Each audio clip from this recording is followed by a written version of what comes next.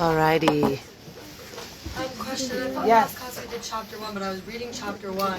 I was reading chapter 2. And you saw that. Okay, so this is what we're gonna do. Okay, so here's what we're doing today. Okay, we are gonna go through quickly chapter 1 and 2. Next class we're up to chapter 3. So we're recapping Okay. this class, basically? What? So we're recapping this class? We're doing 1 and 2. We're gonna differentiate between the first two midos. Okay, and then we're gonna move into chapter 3. So a few things. Before every class on Monday, you have me on Monday at 11:15. Read the chapter, okay? Either before the class or the night before. Read the chapter in your book. I'm going to tell you this almost every class because it'll really make a big difference in your studying of the Sefer. Read the chapter, get the whole picture, because I'm not teaching you the whole chapter. I'm not going to go through every example that he gives in the chapter, and it's really, really, really good. Like, the read is good, and you get it, and you really get a handle on what we're learning here.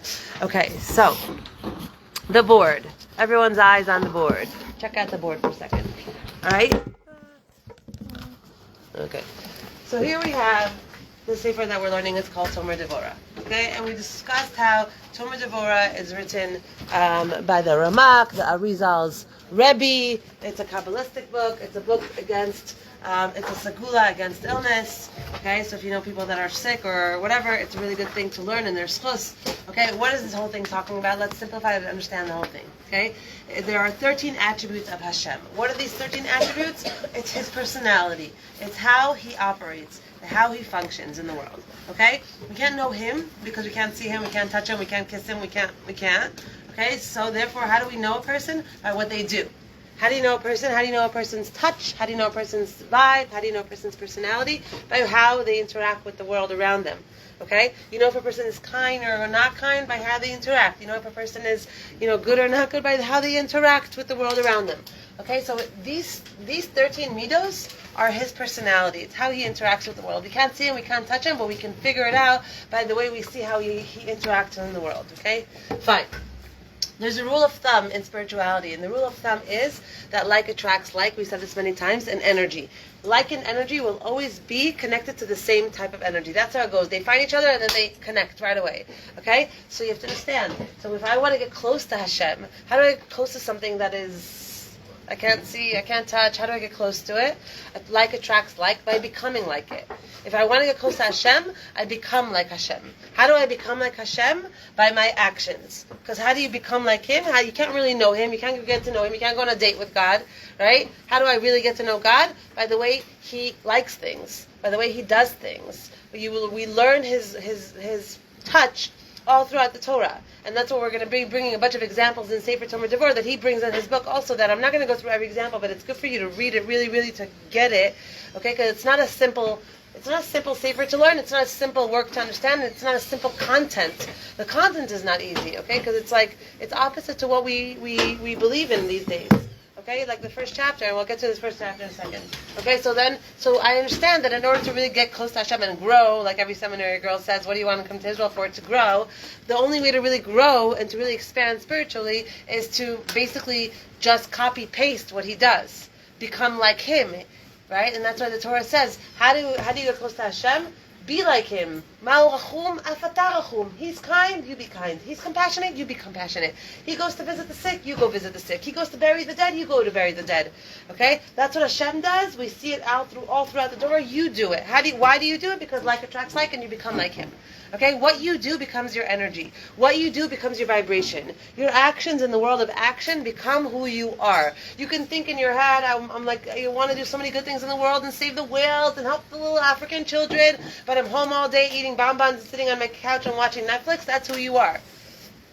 And the other way is true as well. If you're a person that does and cares and learns and in their day-to-day life there is, you see that in yourself, that's who you are and that's who you're becoming. That's where you're going. That's what you're building.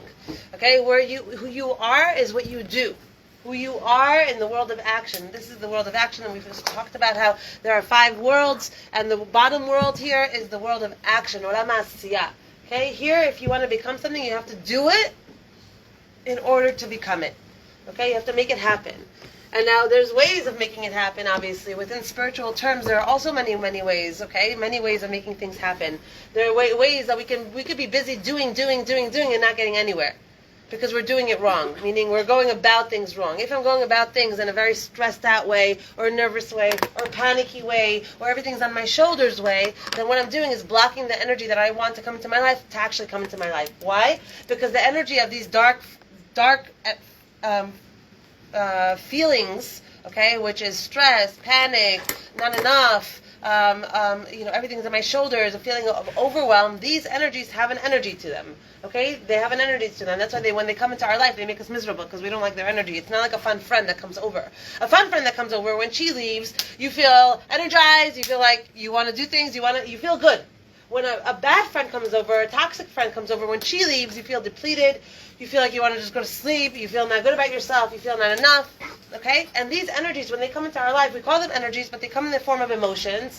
And when these four emotions come in, like stress, anxiety, panic, overwhelm, not good enough, all these things, they come into me, I start feeling not good. I don't like the way I feel. I get angry at people. I want to shut down. I want to shut off. I want to, right? Why? Because they're not fun friends. They're angry friends. They're mean friends. They're friends that come to separate me from myself.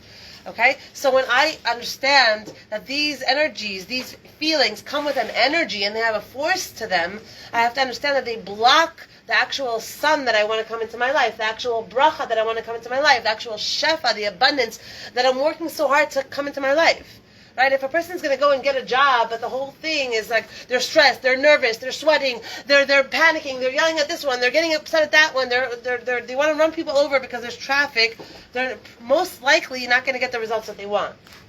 Why? Because already in the equation are heavy-duty energies that are blocking the good energies from coming. Like attracts like. You want abundance? Be happy in the life that you have right now. Find the goodness in your life right now. Find the abundance in your life right now. Why? Because then you're going to be on that energy vibration that now attracts more of that energy vibration. Okay, if I'm in this negative place because no one sees me, if I'm in this negative place because no one loves me, or I don't feel appreciated, then I'm going to create more of that in my life. Lack of appreciation, lack of love, lack of people seeing me. Okay, that's how it works in the world of energy. It feels opposite in this world. In this world, it feels like if someone, banged my knee, so I'm going to have a knee-jerk reaction. Someone cuts me off, I'm going to curse. If someone gets in my way, I'm going to push them out of my way. If someone, right, that's how we feel in this world. That's how we see things in this world. If a guy doesn't text me back, and I really like him, and I want him, then my reaction is sad and upset, and now I don't feel good about myself, and maybe I'm not this, and maybe I'm not that. Right? And really, in the world of energy, which is where everything is really happening, it's not really here, it's just where it's manifesting here. But it's not really happening, it's not cooking here. This is the end result. Okay? This is when it comes out of the oven. Okay? When it's in the oven, that's when you don't see the manifestation of it yet, but you're making it happen. So I understand, I'm getting a clearer picture that if I work the energies right, then I'll get the results that I want.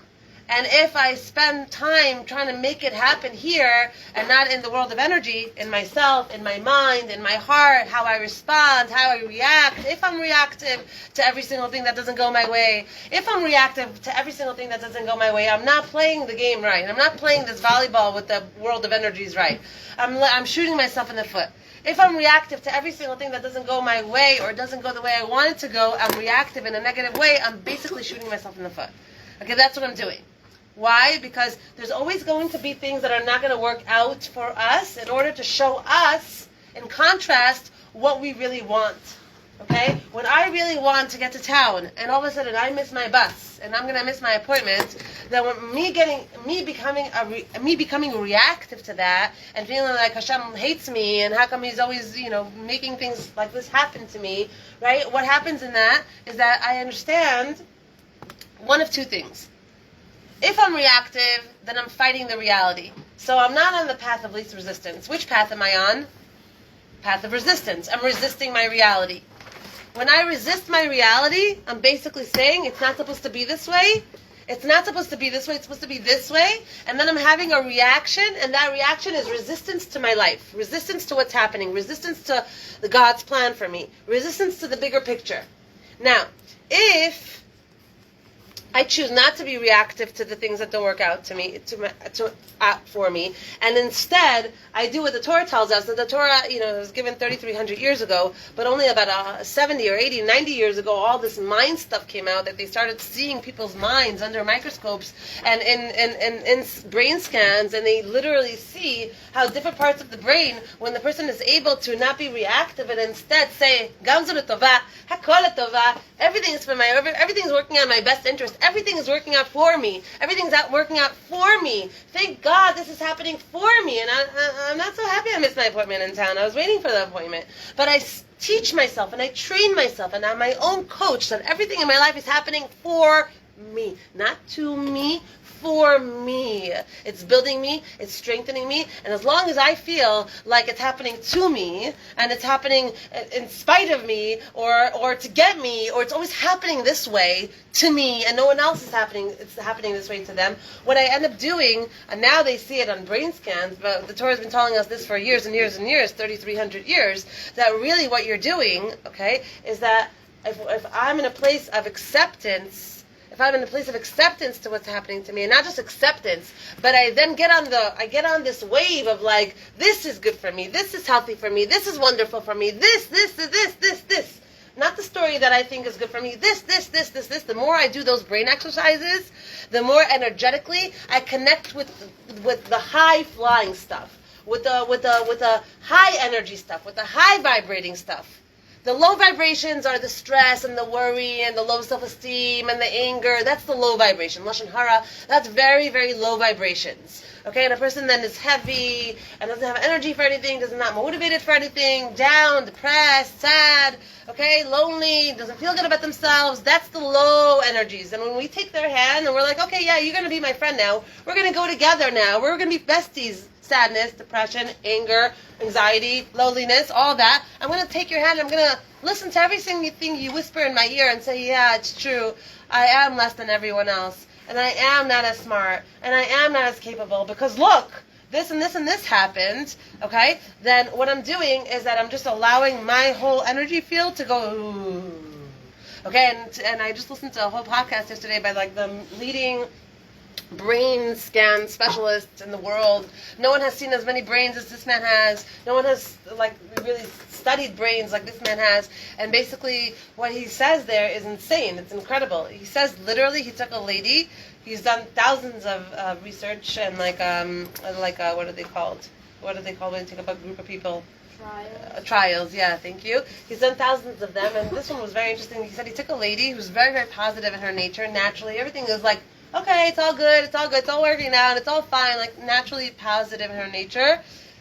And he connected her to the machine, and he told her to think about different things, and when she thought about them in her natural way of positivity, she, like you saw in the scans, you saw how certain parts of the brain lit up, and those parts of the brain are responsible for like creativity and all your good feeling hormones and all the things that make you like a happy person. Those parts of the brain lit up, meaning she was strengthening, she was like massaging those parts of the brain, and when those parts of the brain are more lit up and there's more blood flow to those parts of the brain, a person does better. It just has better results in life.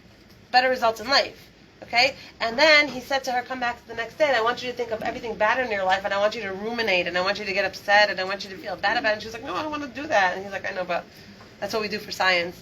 And that's what she did. And he said that literally, like, the areas of her brain, okay, the same areas of her brain that are the good areas that we want those areas to be strong and healthy, to have a healthy brain.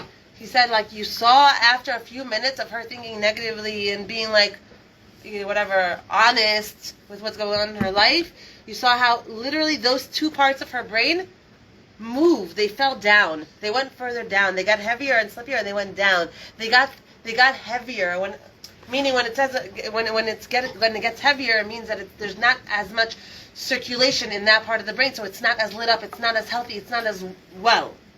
Okay, so the person has more leniency or more of a leaning towards sadness, depression, negativity. It's always my fault. Victim mentality. Okay? Where is that coming from? From those parts of the brain being lazier and not as lit up. And what makes them more lit up? How you react or don't react to the situations you're in. That's it. how you react or don't react. Because there's going to be things that are not going to jive with what we want, and the reason that Hashem does that is to create contrast in our lives. I know what I do want when I know what I don't want. You know what you do want when you know what you don't want. You've gone out with a guy and you've learned from going out, from dating, what you don't want in the next person. Right? You know what you do want when you know what you don't want. So that's why Hashem constantly puts us in situations that there are contrasts. It's like, I don't want this. I want this. But Hashem will give us things that we don't want in order for us to get stronger and clear on what we do want and in our path and where we're going and where we're going to invest our energies and what we're going to do with ourselves in our lives. Understand? It's all for the good. It's all for our purpose. It's all working out in my best favor. And when I look at my life that way, and everything is working out in my best favor, and everything is working out in my best favor, and I really look at it that way, besides the fact that my brain gets healthier and stronger, okay? Stronger and healthier, which is a big deal because your brain for the rest of your life. It is the main headquarters for your whole life. A person that has a messed up brain, a person that has a brain that's not healthy, is a person that you're going to see in their life. You're going to see it in their room, you're going to see it in their relationships, you're going to see it in their bank account, you're going to see it in their everything. You're going to see it in everything. Right? So the most important thing is to really work on this thing. And these classes are all about working on this thing. Okay? Because this is where all of your life is being made 24/7. 24/7. And it has nothing to do with what you have or what you don't have. It has nothing to do with how much money you have or what kind of family you come from, really, really at all. Because we know that the biggest success stories were from the people that came from like the worst families and had like poverty and like the biggest success stories. Okay, and sometimes the saddest stories and the craziest stories are from kids that actually grew up in like the lap of luxury and had everything that they wanted. Because it has nothing to do with that.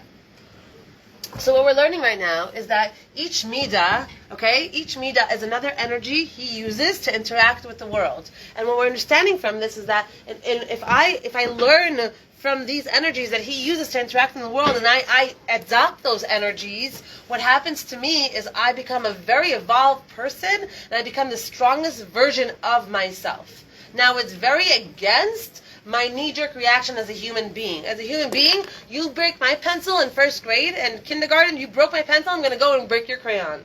That's how we're programmed. We're programmed that you hurt me, I'm going to hurt you. Step on my toe, I'm going to step on your toe.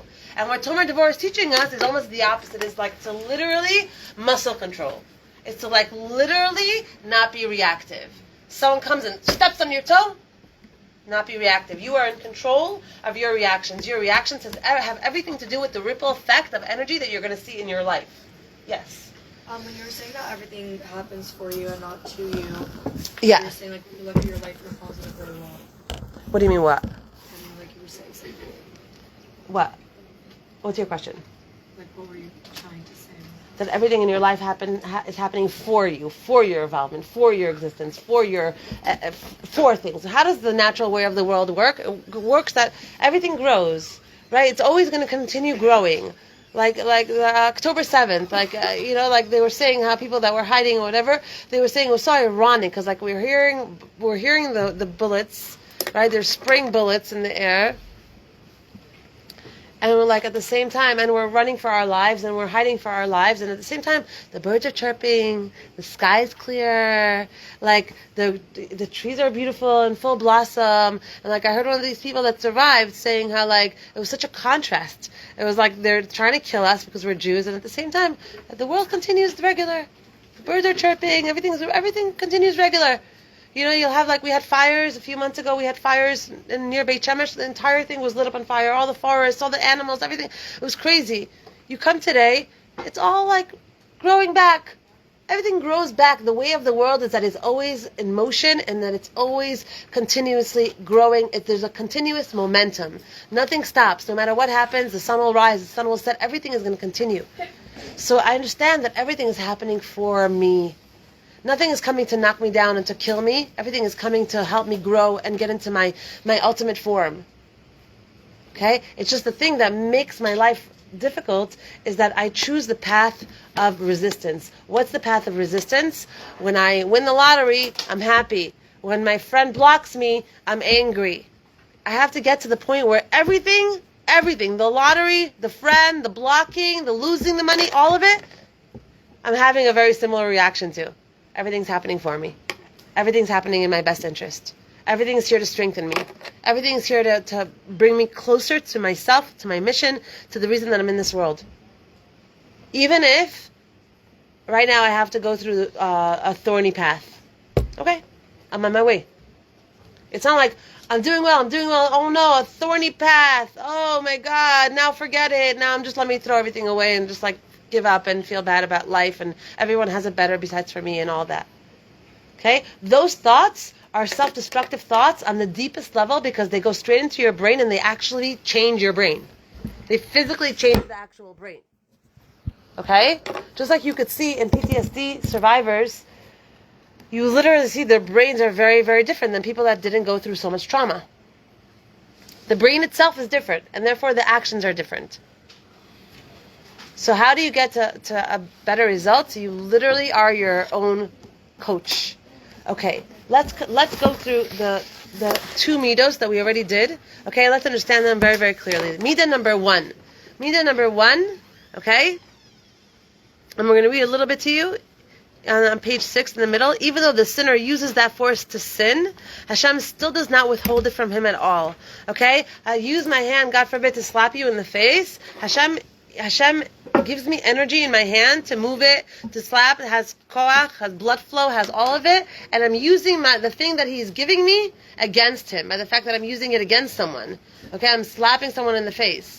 Or I'm using it to steal, God forbid. Or I'm using it against him. Okay, that's the midah. The midah is that Hashem continues to give life and force and energy and strength and life and all of it to a person that takes all of that and uses it against him. The guy that's in charge of BDS, he's a Jew. BDS is like the leading anti-Semite organization in the world. Okay, the guy that runs it is a Jew. Hashem gives him strength and mind and koach and energy and all of it to use it against his children. Understand? Then we're going to isolate girls because our brains work very much like, but that doesn't feel right. Why does he do that? Okay, we're going to start getting stronger in our understanding and in our thinking. That's Midah 1. Midah 1. We're going to start getting very, very clear in our thinking. We can't think from our gut anymore. We can't think from emotions all the time because emotions are constantly, they're energy in motion. They're always moving. All of a sudden you feel strongly about something in the morning and all of a sudden you go out and you say hi to this one and hi to that one and you have a nice coffee and all of a sudden your emotions are totally gone, what you felt in the morning. It's a whole different set of emotions. Okay, because they're constantly shifting. They're important. Emotions are important and we have to always create the right thoughts because thoughts lead to emotions. Okay, and emotions lead to actions. That's how it goes. Okay, that's why everything is made in here. What was I just saying before that I wanted to say? Giving the midah No. and how he was fired against him, the hand. After that, I was in the middle of saying something. Okay, forgot. Never mind. Okay, brain food. We need some more brain food. Okay, it says, HaKadosh Baruch Hu bears the front of supplying him with power and movement of his limbs while he uses that power at that moment for sin, iniquity, and provocation, and Hashem endures it. Okay, so the first midah is basically number 8, page number 8 on top. When a person consistently does favors for another, this is how we become like Hashem. This is how we become like God. Okay, how do I become like God? By doing the thing that he does. He gives people endless amounts of strength and life and energy and vitality and food and digestion and their heart beating and their blood pumping and all of that. And the people take it and use it. Oh, but the BDS guy, right? BDS guy. So he was a Jew and he's using all this stuff against Hashem. So what's the midah? The midah of Hashem is that Hashem continues to support the person that's offending him.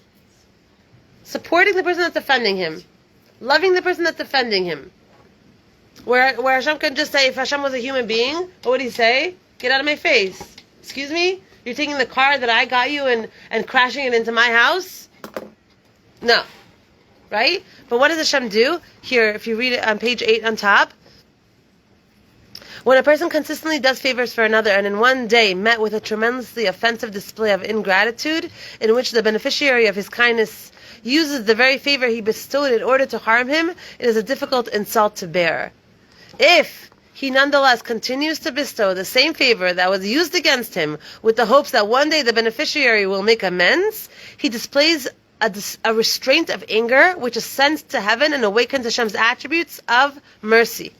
Okay? Bringing that element of mercy into the world. Basically, all Tomer Devorah is teaching us is to restrain our muscles. Restrain your muscles. This person steps on your toe, you don't have to immediately go back and step on his. Restrain your reactions. No, not when you're doing it from a discerning place. You're not naive when you're doing it from a place of I am choosing not to be a reactive person. I am choosing to become. Maybe I'm not understanding correctly, but it's saying, let's say I constantly do a favor for you, and then you did, let's say every single day I don't know, cook you dinner because I know maybe something's hard at home. I don't know, God forbid. Then you take the dinner, bring it back, and say, no, I don't want this. This is disgusting, blah, blah, blah. Every single day I'm supposed to still, this is just a random example. Cook you dinner? No. It's not a good example. It's not a good example because it's not something that you want to continue giving someone that doesn't want it. Here, it's the person wants it, needs it, but they use it against you. Understand? It's like I can only think of it with regards to children. Like your kid can yell at you, scream at you, shut the door in your face, not listen to you, not want to like anything with you, not go on a trip with you, not like, and you continue to give him food and love and care and run to his appointments and worry about his future and about his present. Understand? Meaning it's not like if raising kids, let's say, it's like the ultimate of breaking like your midos, because there's no tit for tat. There's no tit for tat. By the time you even realize who you are, you're already indebted to your parents, like for a million of nights that they didn't sleep and emergency room things and all a million things that they took care of for you, right? So imagine growing up and all of a sudden like being a teenager and being like, okay, I hate you, I don't love you, you suck, or all these things, and your parents continue to pay your rent and continue to pay for your food and continue to pay for your schooling and continue to pay for everything and continue to take interest in you and what's doing and how are you and what can I help you with, right? That's being like God. People that don't have kids, okay, I'm not saying people that don't have kids by choice. I'm saying people that don't have kids are people that didn't go through, because Hashem didn't put them through, that kind of, what's the word I'm looking for? What's the word I'm looking for? When you do one of those, what? Challenge. Yeah, like a challenge. What's it called? Like a relay race, and then another thing, and batons, and what are they called? Whatever. There's a name for it. No. It's like going through like jumps and underneath obstacle course.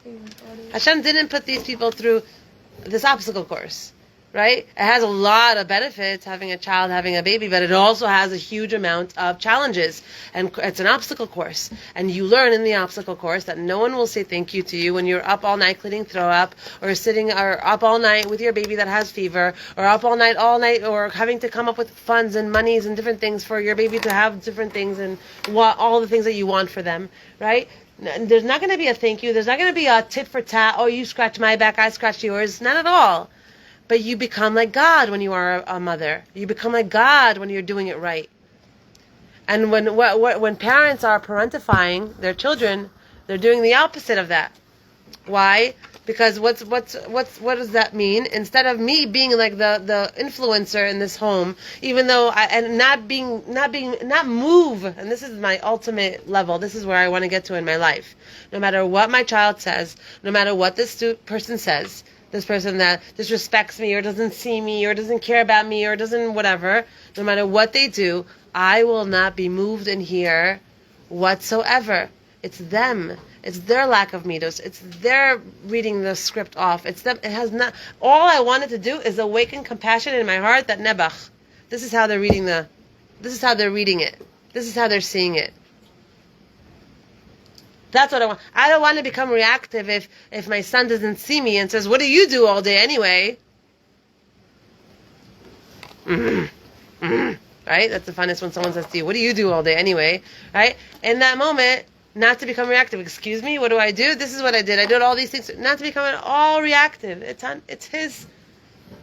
I could teach him how to talk in a way where it's easier for people to hear him, but I'm not going to react.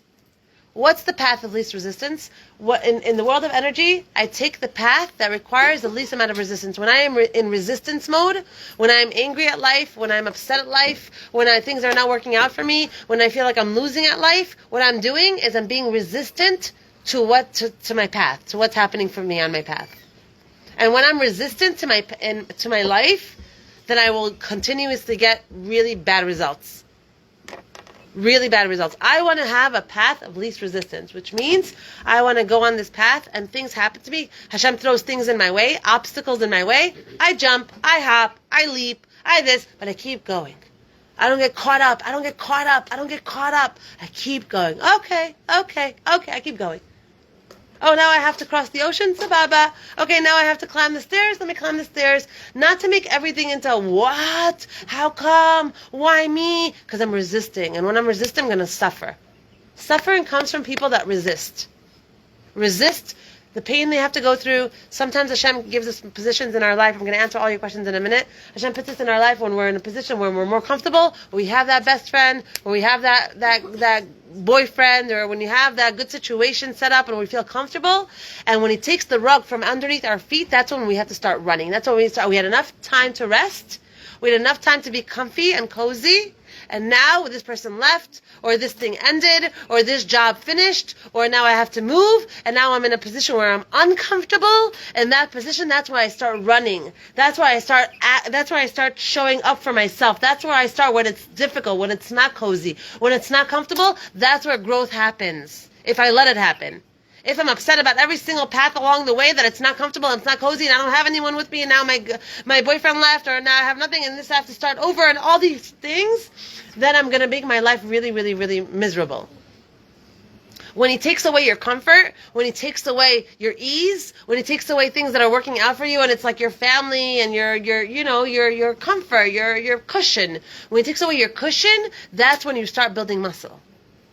And when you see it that way, you'll get a lot further. Because that's going to happen a million more times in your life. We didn't come here to be comfortable. We came here to work. On the way, we get spurts of comfort, spurts of excitement, spurts of joy, spurts of all these things. But we've come here to work when things are not easy, when things are difficult, when things are not going our way, when it's difficult, when it's hard to get out of bed in the morning and go to class. That's where we're developing these really important muscles. Yes, questions. Yes. Tell me your name until the end of the year. Yeah. So again. Loriana. Okay. So when you sit, you shouldn't be resisting, but when your natural nature as a human is to get upset, is to get frustrated. Like you're resisting your nature. Like you're still resisting. Why are you getting angry? Because you're reading it wrong. Not always. If you give a different spin to what's going on, you won't get angry. You don't want to go down to them. I think that sometimes yes, you can put a different spin on it, but it's like you can't change the weather by being like, oh, I love rain. Like it's still raining in the end of the day, so it's like you could try, but there are situations where it's just like this genuinely just is a hard situation. Sababa, if sometimes you go there, sababa, but most people live there on a consistent basis, where they're so annoyed that things are not going their way that they literally live that way. And that's never going to give anyone good results, ever. Ever. Yes? Is it okay to, like, get angry or frustrated immediately, but then right after you have to process and have an understanding? Like, is that fine? It's okay. In the moment, but then you, like just for that second, and then you... Listen, it's all process. Everything is a process. We don't jump steps. We don't get from step number 1 to step 100, just because we know that the 100 is where we're supposed to be. Everything's steps. You have triggers, you have things, you have midos, you have things that are, just like when you go to the gym, at first you're going to take it easy. You're going to go 30 minutes in the treadmill, and then as you get more, your muscles get more accustomed to it, and your body builds muscle, it's going to be easier for you to run for 45 minutes. It's like, that's how it works, right? It's all muscle. So when you're seeing that, this is, your knee-jerk reaction is to get upset when things don't go your way, that will happen again until it stops happening. But how does it stop happening? When every single time that happens, okay, you give it space, you're upset, and then you tell yourself, come on. Everything, you really expect your life to go according to your plan every single day, every single moment? Come on. You know there's a God in the picture. You know Hashem messes things up in order to bring out different sides of you. Whatever it is that's going to strengthen you, the emunah part, everything is working out in my best favor. Everything is for my highest good. Gamzu Tova. Thank you, Hashem, for this. Even if I stub my toe, thank you, Hashem, for stubbing my toe. Thank you, Hashem, for being single. Thank you, Hashem, for not having the body or the thing I want. Thank you, Hashem, being thankful for the things that I don't have yet. Not being angry about those things that I don't have yet. Right? That creates more of a momentum for things that you want to have in your life, for the abundance that you're looking for in your life. But take steps. Because if you jump steps, you end up falling harder. Okay? Any other questions? Questions? Okay, so Mida number 1 is I continuously give, okay, even though the person uses what I'm giving against me. Okay? Now again, girls, I always want to say this with this precaution. Don't do this if you're naturally inclined to this. Like if you're a natural like a pushover and people step on you and you're a welcoming mat because you're codependent because you want people to like you, so you'll do everything for everyone. So sometimes people will be like, you see, it even says it in the Torah. Like, continue to give to the people that step on you. We're coming at this from a different direction. We're not coming at this from literally go and be somebody else's welcoming mat. We're coming at this that if the person you're giving to then takes what you're giving them and throws it back in your face or somehow uses it to harm you or in whatever way, right? Don't let that deter you from being that kind of person. Don't let that person, that instance, deter you from being in that light that you're in. Okay? Don't get hard and cold like the world has gotten. No one trusts anyone. No one believes in anyone. Believe. Trust. Okay? Even though you've been hurt. That's the idea. The idea is not to get hard and cold, and that's what these teachings are teaching us. That's Mikal Kamocha. The second Midah is what we did last week. The second Midah, turn to page 20. Okay? The second Midah is all about patience. Patience. Nose avon. Hashem carries the sin. We talked about the angels that we create when we do sins, that Hashem carries them until we do one of 3 things. Either do charata, tshuva, feel bad for what we did, and then the angel disappears. Okay? Or we said that a person gets suffering and pain, and then the angel disappears. Or when a person dies, then these angels disappear. Okay? But when a person does, when you sit in Takash and Hara, God forbid, right? When you sit in that juice for a little bit, you're creating dark energies, and malagid, and malasot. There's nothing to do about it. That's what we do. When I sit and I, mock people or play the victim or complain about everything that's going bad in my life or whatever it is, I'm creating energies. That's what I'm doing. I'm creating energies. And the way to get rid of these energies is to do tshuva for them. Do tshuva for them is that I don't want to be that person that sits and complains and moans and groans and is pessimistic and looks for the bad in my life. I don't want to be that person anymore, Hashem. Please forgive me for the way I spoke. Please forgive me for those things that I did. I'm starting new. I'm going to start processing life and things from a healthier filter. Please help me to do that. Like, I really feel bad about being in that, talking about this one, talking about that one, okay? Whatever. Knocking people in order to feel better about myself. I don't want to be that person. So that gets rid of these energies the fastest. Or, God forbid, you stub your toe, you get a paper cut, things happen to you that are painful, okay? That is a kapara for those energies. Meaning, when I have pain or suffering in my life, I'm literally deleting averos from my neshama. I'm deleting dark forces from around me, from my force field. That's why everyone says that, like, oh, you missed the bus, gamzul tova kapara, it should be a kapara, right? You stub your toe, it's a kapara. Things that happen to you that make you feel inconvenience or suffering or pain, it's a kapara. It gets rid of these angels. It gets rid of dark forces. It gets rid of averos. And then the final thing is death. Death is the ultimate cleanser, and it gets rid of like a ton of averos on a person's neshama. Okay? So we spoke about how this midah, the second midah, is all about how Hashem having patience. What is Hashem having patience? Look at the bottom of page 20. It says, thus, this attribute involves a great degree of forbearance. Forbearance is patience. Okay? Hashem patiently supports and sustains the evil creation that the sinner made until he does tshuva. A person should learn from his tolerance to endure the burden of his fellow man and the evil that he does. Even while his evil that he perpetrated against him still stands before his eyes, he should be patient with the offender until he repairs the damage or until it disappears on its own or a similar remedy occurs. Okay? To become like God in this midah means to have patience with people's process. You're like, you talk to your kid or you talk to this person or you talk to your mom and you, like, next time this happens, please can you approach me from this direction? Please can you not, like, accuse me? Can you just ask me? Yeah, for sure. The next time it happens, they accuse you and yell at you and make you regret, like, ever believing them, that this is going to be different. But you still have patience for people's processes because people don't change just because they get it. People don't change just because they know where they're supposed to be. They know what they're supposed to eat. They know how they're supposed to talk. They know the breath work they should be doing. It doesn't make a difference. Unless they're doing it, they're not changing. Have patience with people's processes. People are not going to change overnight just because you had a conversation. They might, a little bit, and then it goes right back.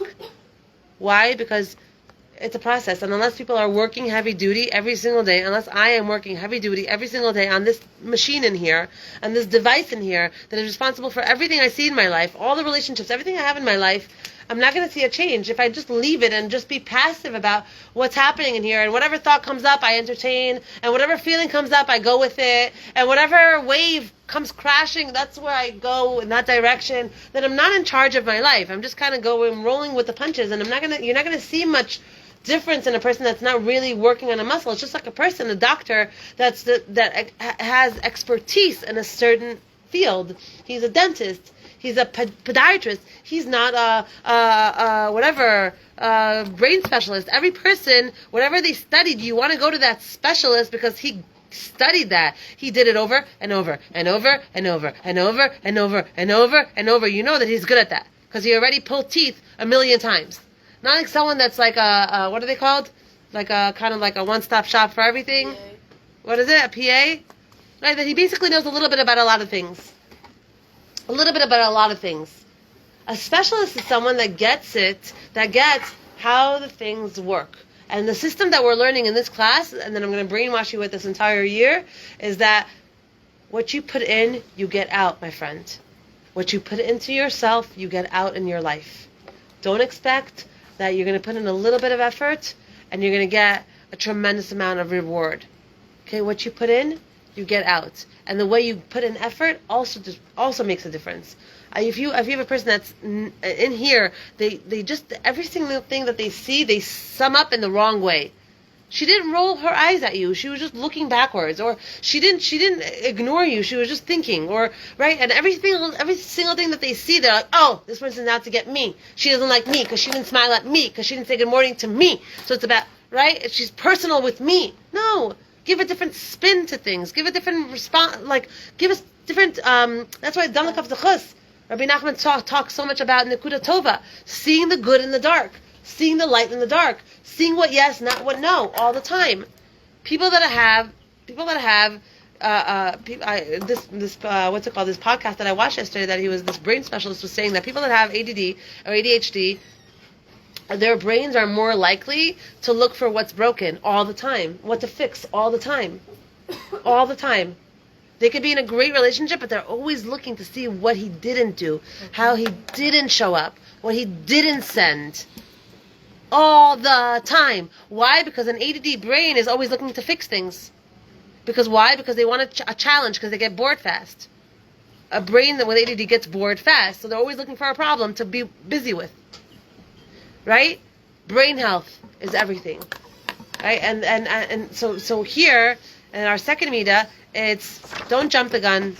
Have patience for other people's processes, just like you want people to have patience with your process, that you could take 3 steps forward and then 2 steps back. And that happens all the time in life. Okay? But when you are actively working on yourself all the time, and you teach yourself to see things in a better way, to understand things in a better way, to evaluate your life in a better way, even though you want to go right away to the everything's happening to me, it's unfair, everyone else has it better than me, and you want to go to that place, okay? When you teach yourself over and over and you coach yourself over and over, it's a muscle. It will work for you eventually. You're working on it until it starts working for you. And all of a sudden you start feeling different and feeling better all the time. And even when things don't work out, you still feel good about it. Then you know you're specializing in life. You're not just passive wherever the wind takes you. You're actually riding the wave. You are riding the wave. Okay? I missed that bus. My parents don't react to me the way I want them to. My parents don't care about me the way I want them to. Or they care about me only when they need certain things, or whatever it is. How do I turn around this situation that I'm in, that I see, to not harm me? To not put me down, to not throw me down to the dumps, to not make me feel bad about myself, to not make me feel lonely and alone in this world, and that no one cares about me. How do I now translate this reality that I'm in a way to strengthen myself, to love myself, to give myself a support? Okay? Because, yeah, I could be sad and out, but who's hurting? You know, I've had students here in the past years that when they came in, they were cutting, actively cutting. Okay, no one knew, no one saw. I happened to notice these things, right? We're all, and when I spoke to, and we've had long, in-depth conversations and sessions, and these, I'm thinking specifically of one specific girl. I was a really bad cutter, really, really bad.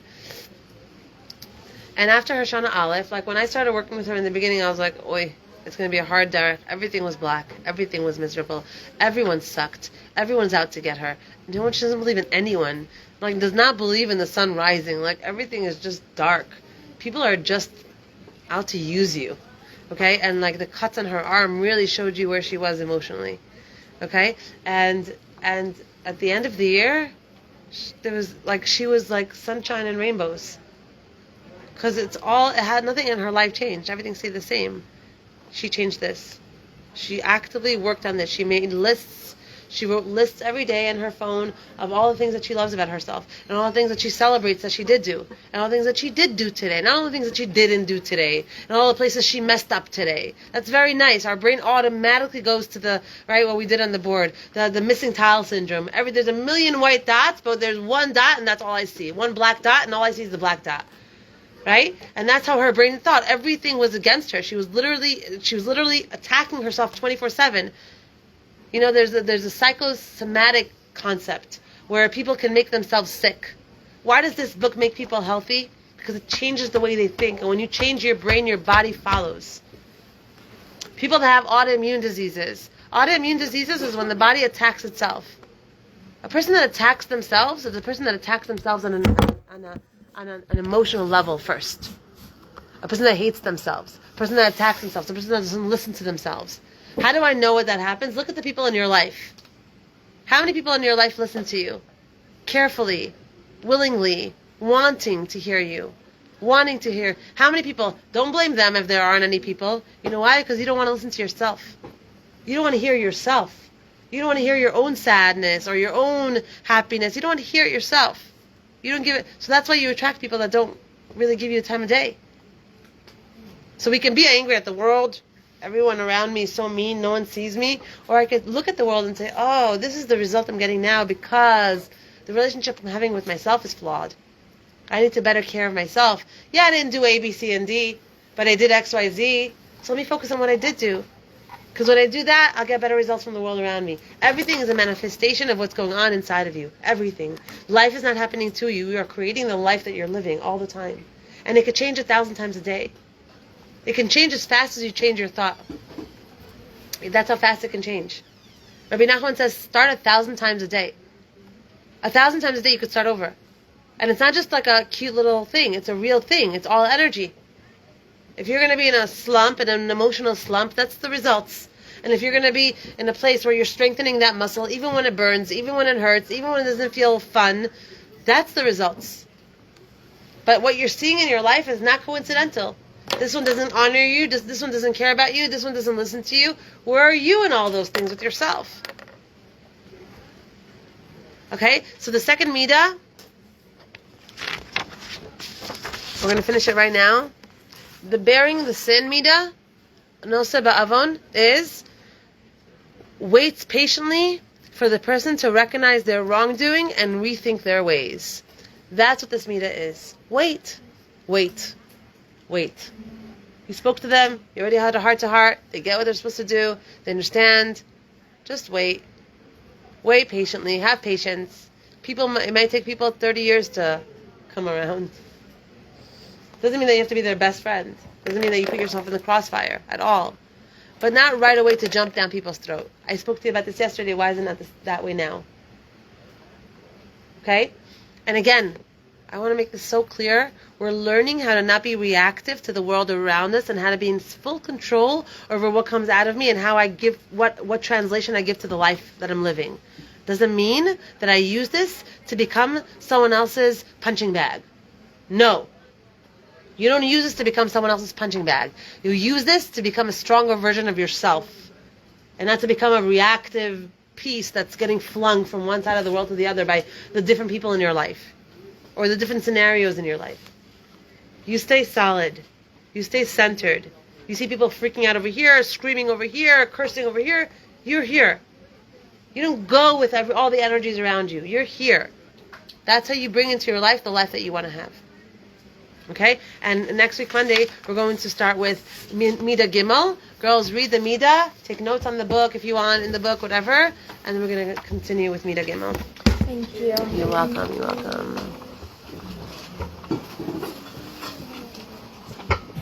Have a great day, everyone.